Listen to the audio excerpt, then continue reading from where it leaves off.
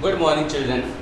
Today we will start a new topic of class 10th maths, which is chapter number 8, height and distance. Okay. Height and distance is totally depend on right angle triangle and trigonometric ratios. आपको पता है? You know what is right angle triangle? ABC. ABC is a right angle triangle in which angle B equal to 90. Okay, and you know very well the side opposite angle 90. 90 के opposite में जो side होती है उसको क्या बोलते हैं? That is hypotenuse. Okay, and in class 9 you read about कि इस ट्रायंगल में राइट एंगल ट्रायंगल में एक 90 का एंगल होगा और 90 के एंगल के अलावा या इसके अलावा एक और एंगल दिया गया हो, मान लो ये दिया गया है थीटा यहाँ पे, then side opposite to theta, theta के अपोजिट वाली साइड क्या होगी? परपेंडिकुलर, एंड जो रिमेनिंग साइड होगी वो बेस बन जाएगी। सिमिलरली हम इस क्वेश्चन को लेते हैं, ये 90 का अपोजिट हाइपोटेन्यूज, अगर हमें थीटा यहाँ गिवन होता है क्वेश्चन के अंदर, एक एंगल या थीटा जो गिवन होगा उसके अपोजिट वाली साइड क्या बन जाएगी? परपेंडिकुलर, और ये रिमेनिंग साइड बन जाएगी बेस। आया समझ में? In a right angle triangle the side opposite to 90 degree angle is always hypotenuse, जो कि राइट एंगल ट्राइंगल की सबसे बड़ी साइड होती है। The longest side of right angle triangle is hypotenuse.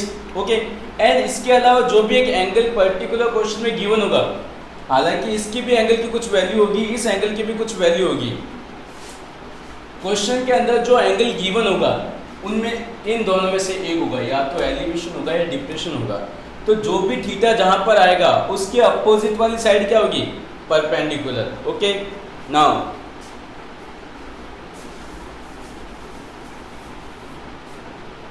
Angle of elevation. Okay, इसको समझते हैं, एंगल ऑफ एलिवेशन क्या होता है? What is angle of elevation? There is a building, ये एक बिल्डिंग है, okay, and a person is standing at top of building. A person is standing at top of building. A मान लो कोई एक person है जो बिल्डिंग के top पे खड़ा है। A second person which is 100 meter away from foot of building. A second person B which is standing 100 meter away from foot of building. ये बिल्डिंग का फुट है, इससे 100 मीटर डिस्टेंस पे खड़ा है।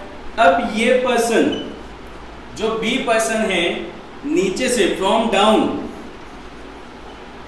नीचे से इसको ए पर्सन को देख रहा है। ओके, ये देख रहा है, ये आई है और देख रहा है। इस कंडीशन में जो एंगल बनेगा, एंगल ऑफ एलिवेशन बनेगा। क्या बनेगा? Angle of elevation, down to up.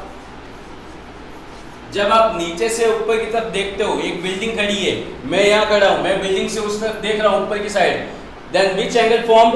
Angle of elevation. Okay, angle of depression इसका कन्वर्स, एक बिल्डिंग है जिसके टॉप पे एक पर्सन खड़ा है, एक सेकंड पर्सन जो बिल्डिंग के फुट से 100 मीटर डिस्टेंस पे।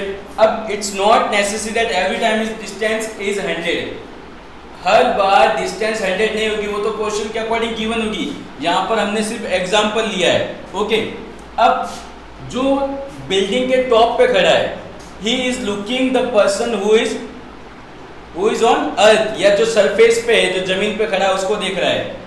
That time angle made by horizontal axis is called angle of depression. Angle of depression is made with horizontal axis. अब ये हॉरिजॉन्टल एक्सिस तो ये है, तो इसके पैरेलल एक्सिस कौन सी बनेगी? ये बनेगी। तो जो ये एंगल बनेगा थीटा, यही एंगल जो होगा एंगल ऑफ डिप्रेशन होगा। And this line is parallel to this line. Okay, ये थीटा बनेगा तो ये भी थीटा बनेगा। वाई? अल्टरनेट एंगल या Z angle, alternate angles are always equal. Okay, angle of elevation and angle of depression आया समझ में? Now we will do question. Okay,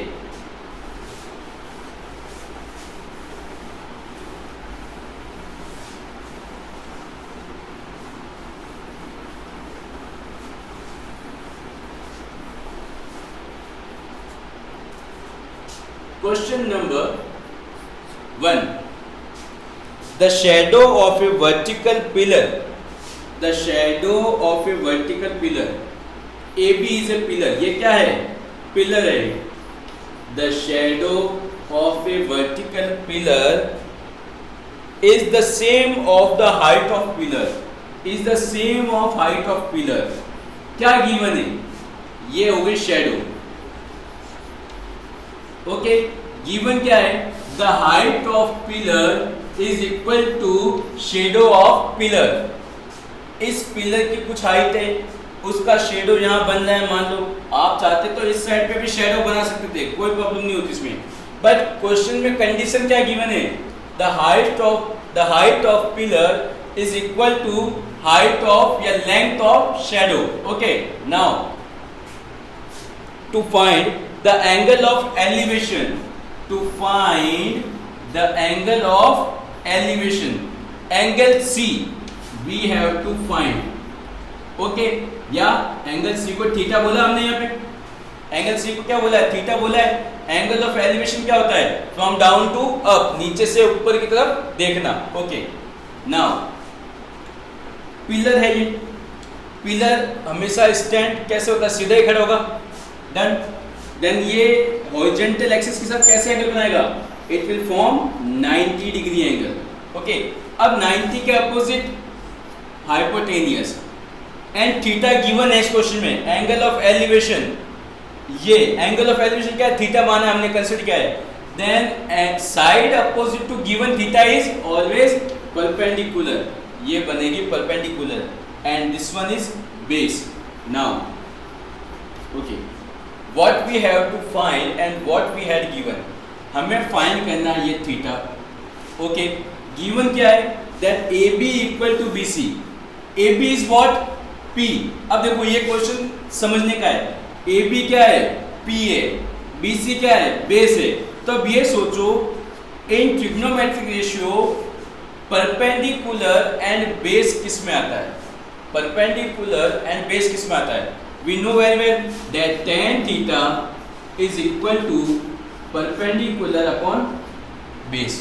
Okay, now tan theta perpendicular क्या है यहाँ पे? AB. P equal to क्या है? AB. B, यहाँ B means base. Base equal to क्या है? BC. Then P बना AB, B बना BC. Now गिवन क्या है? AB and BC are equal from equation 1. तो दोनों में से किसी भी एक को रिप्लेस किया. AB को लिखा BC अपॉन BC. BC से BC कट हुआ आया 1. देन ये क्या बना? tan theta equal to 1. अब tan में 1 वैल्यू कौन सी पोजीशन पे होती है? कौन सी डिग्री पे होती है? tan theta equal to tan 45. Okay, now theta is equal to 45 degree. जब थीटा 45 डिग्री होगा दैट तो इसकी पिलर की लेंथ एंड द पिलर का शेडो दोनों इक्वल होंगी. Okay, now question number 2. The question is very simple. अगर आपने ज़्यादा प्रैक्टिस की तो आपको क्या ये पता होना चाहिए tan थीटा क्या होता है या sin थीटा क्या होता है, cos थीटा क्या होता है. सिंपल. जिस बच्चों को अच्छे से आता है वो डायरेक्ट कहता है tan theta equal to P upon B. P is AB and BC, दोनों बहुत कट हो जाते सिंपली. ये तो जब आप ज़्यादा प्रैक्टिस करोगे तब आपको इजीली या जल्दी से जल्दी क्वेश्चन हो जाएंगे. Now question number 2. Question number 2 is from a point on the ground which is 100 meter away from the foot of the tower. A point which is situated 100 meter away from the foot of tower. ये एक tower है, इससे 100 metre के distance पे कोई एक point है, okay, a point which is situated at 100 meter distance of foot of tower. Foot of tower से डिस्टेंस कितनी है? 100 meter, okay. The angle of elevation of the top of the tower, the angle of elevation of the top of the tower is 60। अब angle of elevation दे रखा है तो ये हो गया 60 degree. Angle of elevation means नीचे से ऊपर, okay. Find the height of tower. अब हमें ये एच पता लगाना है। देखो, we didn't give any name of this triangle. इस ट्रायंगल को नेम देने की कोई ज़रूरत भी नहीं है अगर आपकी प्रैक्टिस अच्छी होती तो। बस ये ध्यान रखो, ये 90 है, it will become hypotenuse. Theta given है, थीटा के अपोजिट क्या होता है? परपेंडिकुलर, एंड ये बन गया base, okay. Now what we have to find? We have to find perpendicular and base is given. Again, in which trigonometric ratio perpendicular and base has come? किस किस में आते हैं ये? tan थीटा में। It means tan 60 degree is equal to perpendicular upon base. Perpendicular क्या है? ये h, बेस क्या है? 100। What is the value of tan 60 degree?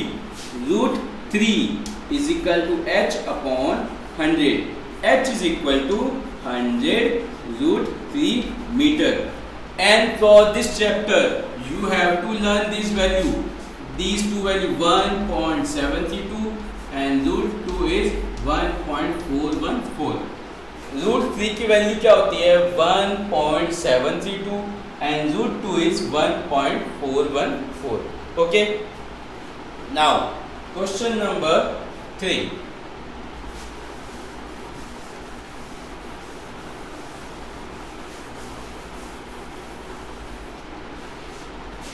Question number 3.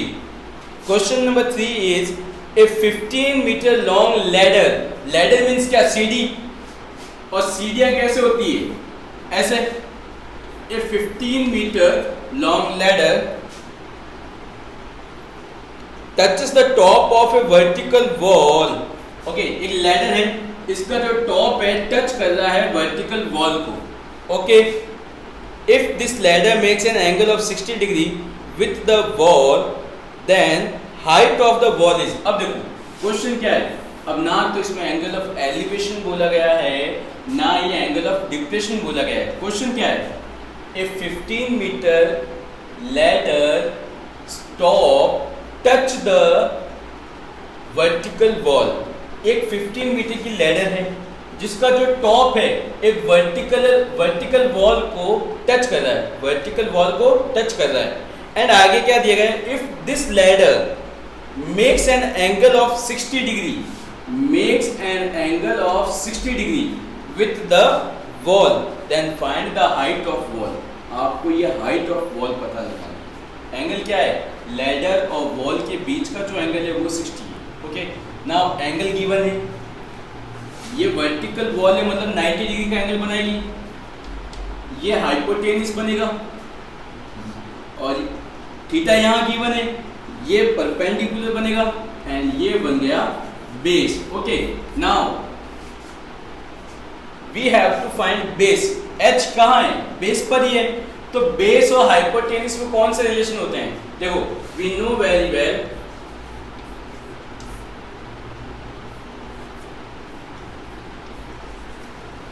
sin theta equal to P upon H, cos theta equal to B upon H and tan theta equal to P upon B।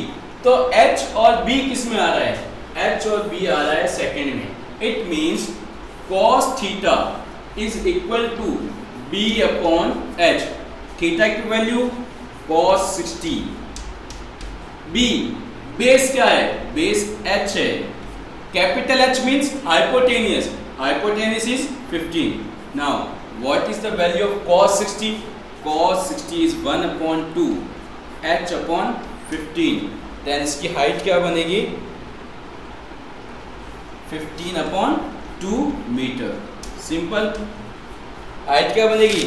15 upon 2 metre. Done. Question को आपको ध्यान से पढ़ना है।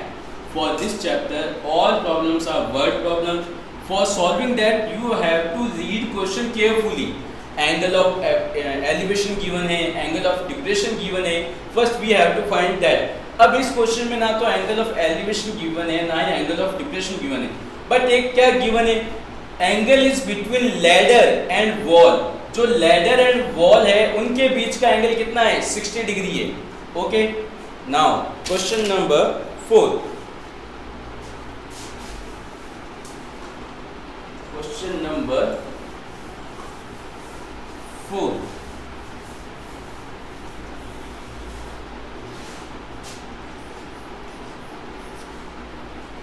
question number 4 is, from the top of a 100-meter tower, from the top of a 100-meter tower, okay, angle of depression at a point earth is 30 degree, okay, angle of depression जो दे रखा है 30 degree देता है। अब angle of depression हमेशा horizontal axis के साथ में होता है, तो ये 30 डिग्री है। ओके, इस पॉइंट पे एंगल जो बन रहा है 30 डिग्री डिप्रेशन का बन रहा है from the top of 100-meter tower. Again, distance of point from base of tower is, difference of point from the base of tower is, we have to find this distance. अब ये distance क्या है, इसको मैंने अभी x लिखा, मतलब x एक डिस्टेंस है। ओके, नाउ अब हाइट बोलेगा तो h से डिनोट कर सकते हैं, डिस्टेंस बोलेंगे तब हम x y z किसी से भी डिनोट कर सकते हैं। हाइट पूछे तो उसको h से डिनोट करेंगे, स्मॉल h से, एंड डिस्टेंस पूछे तो कोई भी एक वेरिएबल कंसीडर कर सकते हैं। नाउ ये 30 डिग्री है तो ये भी 30 डिग्री बनेगा, सिंपल सी बात है, अल्टरनेट एंगल। अगेन, ये थीटा गिवन है, इट मींस ये बना परपेंडिकुलर, ये बना बेस, और ये 90 डिग्री होगा, टावर हमेशा सीधा खड़ा होगा, ये बना height. Okay, then P given है एंड बेस फाइंड करना है। तो अगेन P एंड B किस में आते हैं, tan theta, tan theta is equal to P upon B। Okay, again theta is tan 30 degree, P is 100 meter and B is x, which we have to find. Tan theta 1 upon root 3, 100 upon x. X will be equal to 100 root 3 meter. Okay, यहाँ आप root 3 की value भी put कर सकते हो। Done. Okay,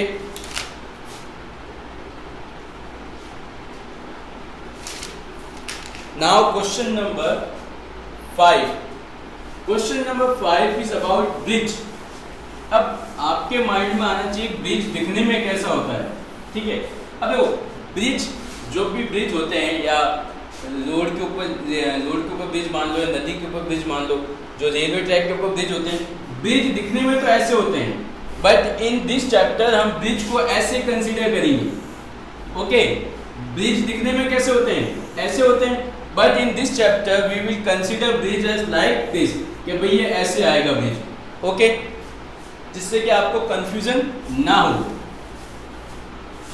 question number 5, A bridge above the river, एक river है, ये लो भाई रिवर, ठीक है, एक रिवर है।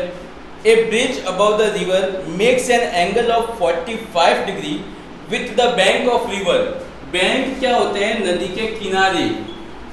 ओके, एक ब्रिज है, ये ब्रिज है जो बैंक ऑफ रिवर से, बैंक ऑफ रिवर से कितना का एंगल बना रहा है, 45 डिग्री का एंगल बना रहा है। Okay, if length of bridge is above the river is 150 meter, ये 150 मीटर लेंथ किसकी है, ब्रिज की। If length of bridge above the river is 150 meter, then breadth of the river is, अब ये रिवर की ब्रेड्थ पूछी गई है। ओके, रिवर की ब्रेड्थ मतलब ये कितना है आपको ये पता लगाना है। ओके, अब ये 90 डिग्री है, 90 डिग्री के सामने हाइपोटेनियस, थीटा यहाँ गिवन है, परपेंडिकुलर, और ये बन गया base. Now base and H hypotenuse किस में आते हैं, वापस चेक करो।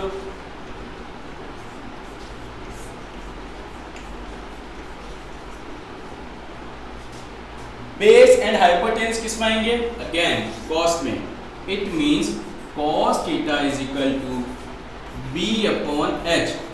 Theta is 45 cos 45. b is what? b is x and h is 150 meter. h is 150 meter. Again cos 45 1 upon root 2, x upon 150. x will be equal to 150 upon root 2. Now we have to do rationalize. तो ये rationalize हो जाएगा. क्या बना ये? x equal to 150 multiply by root 2 upon 2. ये 75. Answer will be 75 root 2 meter. द breadth of river is 75 root 2 meter. Okay, आज हम 5 क्वेश्चन करेंगे. There are total 28 questions. Some questions are same that we will do tomorrow. Okay, good day.